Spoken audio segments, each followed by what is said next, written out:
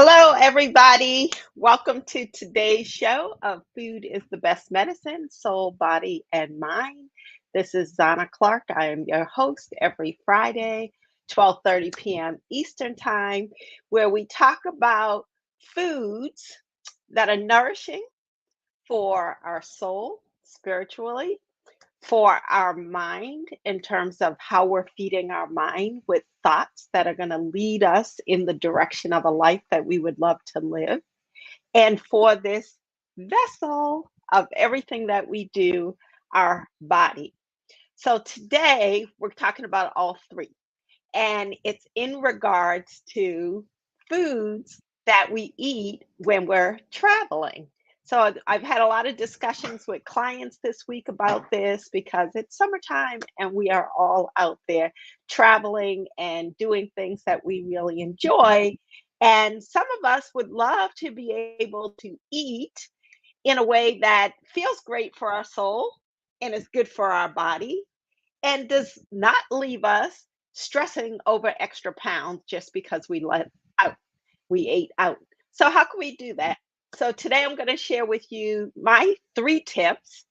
And then if you'd love to get some more information about this, I would love to have a conversation with you. All you have to do is send me a DM message and say you'd love to talk more about, eating out, foods over the summer, working on your weight, any of those issues, working on your health, and we can have a conversation. I do offer free breakthrough calls with people. So I'm happy to do that for you. Just send me a DM message about that. But now for the topic at hand, what are 3 tips? These are not the only tips that they are, but they're 3 core tips. And I have many others that are in a travel guide that I can share with you when you send me that DM message. But the first one goes to your soul. And what I do and what I encourage my clients to do is to always find a restaurant that's going to feed your soul. So, what does that mean? That means finding a restaurant that has food that you love. So, for me, that often means ethnic food because I'm all about travel, I'm all about culture, and I love foods from different cultures because they tend to, one, be more phytonutrient rich. And we're all about phytonutrients because they're anti inflammatory. They use lots of different herbs and spices, not just salt and pepper. So, herbs and spices are also anti inflammatory and they're more creative than regular restaurants. So, my choices are always to find some kind of ethnic restaurant, a Greek restaurant, a Mediterranean restaurant, Italian, Thai food is phenomenal, Indian food. Those tend to be my go tos when I am out traveling and I'm looking for a restaurant. In fact, I'm in Cambridge, Massachusetts. I'm at my mom's house. This is her kitchen. And I found this great, very small Italian looking restaurant that I want to try out this weekend. So it is food for my soul because the ambiance is nice. It's small. Smaller restaurants tend to be more accommodating with the menu, especially for special diets than if you go to a chain. And they're just much more fun to just sit there and enjoy the experience. And it's all about the culinary experience. So even if you're trying to watch your weight, you can still have an amazing culinary experience. So, one, that is number one, food for the soul is choosing a restaurant that feeds your soul, right? Something that you really enjoy. Number two is the mind, always. The mindset for when you're going to eat out at a particular restaurant. The mindset that you should have is that they're serving you. They are serving you and they love to serve their customers. So it is absolutely okay to ask in advance, are they willing to modify their diets because you're on a special diet? Or if you don't get a chance to ask in advance and you're at the restaurant, to ask them if they could do certain modifications.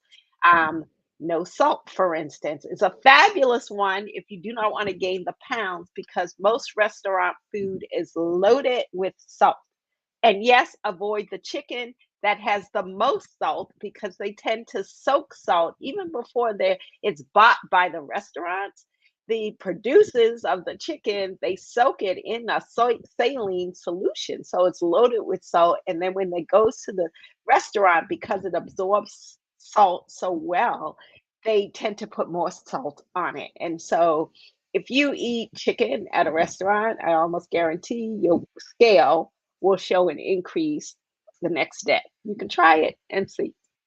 So avoid the chicken and ask for salt free. Ask them what other herbs and spices they can put on in lieu of the salt. You can use lemon, herbs, and spices. It will give your food a lot of flavor without the sodium. So if you want to shed the pounds or not gain the pounds when you're going out to eat this summer, just ask for something that's salt free.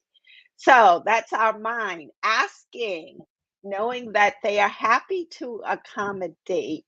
And if it's a restaurant that doesn't accommodate, it's not one for you. It's not one for your list, right?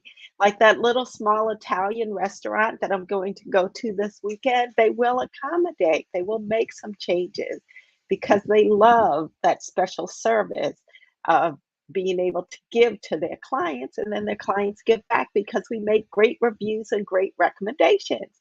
Always do that. So the mindset is key, tip number two. And then tip number three is for the body. So what do we do? So I talked about first asking for things that are lower sodium or no sodium. Number two, I tend to choose protein and vegetables. It's very simple, it's very clean. I also tend to avoid any of the sauces and the breads. Anything that's breaded, I do not order. The bread that they bring to the table, I just kindly just allow it to be passed. I go for the food and not the fillers, right? So I'll avoid the appetizers. I will just have my meal.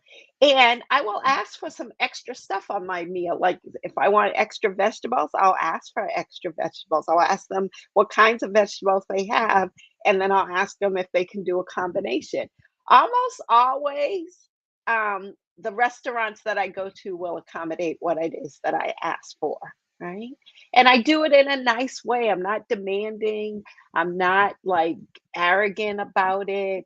I just tell them I'm on a special diet and I'd like to have it like this, and what can they do? And often I get exactly what it is that I want.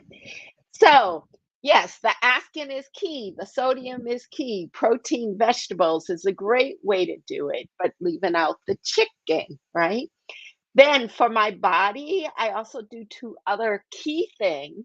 One is intermittent fasting, the day that I'm going to be eating out and the next day. So, what is intermittent fasting? Most people know that it's going between 12 and 16 hours without food overnight, right? So, the night before, I may stop eating around, say, 11, around 8 o'clock, and then the next day, I may eat around 10 or 11 a.m. as my breakfast. And then I will have, it's kind of my breakfast lunch. And then my next meal will be the meal that I'm eating out. And yes, I may have a snack in between, but I'm limiting my calories. I'm also changing the way my blood sugar works. And that allows me to have a little bit more flexibility when I'm eating out that night.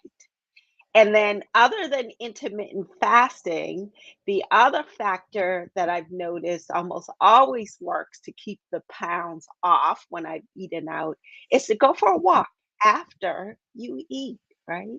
Maybe you park the car further away so that you guys can walk that extra half a mile or a mile, it's even better, to the car. Or when you get back to your hotel, go for a walk, right? So that walking will change the way that your body uses the calories.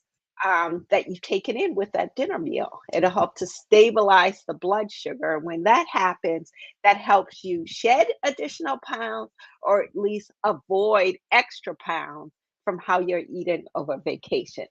So those are my three main tips, one for the soul, one for the mind, one for a few actually for the body.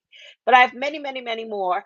So as I said, if you'd like to talk to me, have a conversation, please do send me a DM message. You can do this at any time, whether this during this live broadcast or if you're watching the video, and I will get that and I'll correspond with you. We can set up a time to have a conversation.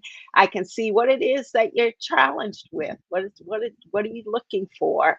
What is your ultimate vision of being able to eat and eat healthy that supports your body, mind, and soul while you're still having fun and socializing with your friends and being at fabulous places that you love for this summer, right? We can have that conversation. So I'll look forward to talking to you. And if not, enjoy this. And also, one last little key tip is make a smoothie. When you're traveling, have smoothies. You can do simple smoothies with just some berries, some non dairy milk, and some chia seeds. And you can get some proteins with that, some healthy fat, some low glycemic carbohydrates. It's easy to store these things in the little refrigerators at your hotel room, or if you're in an Airbnb, even better. You don't have to travel with a whole lot of things. And smoothies are a great way to crave the craving, to satisfy the cravings for something sweet and to cut the hunger before you go out to eat or as a nice dessert after you've gone out to eat.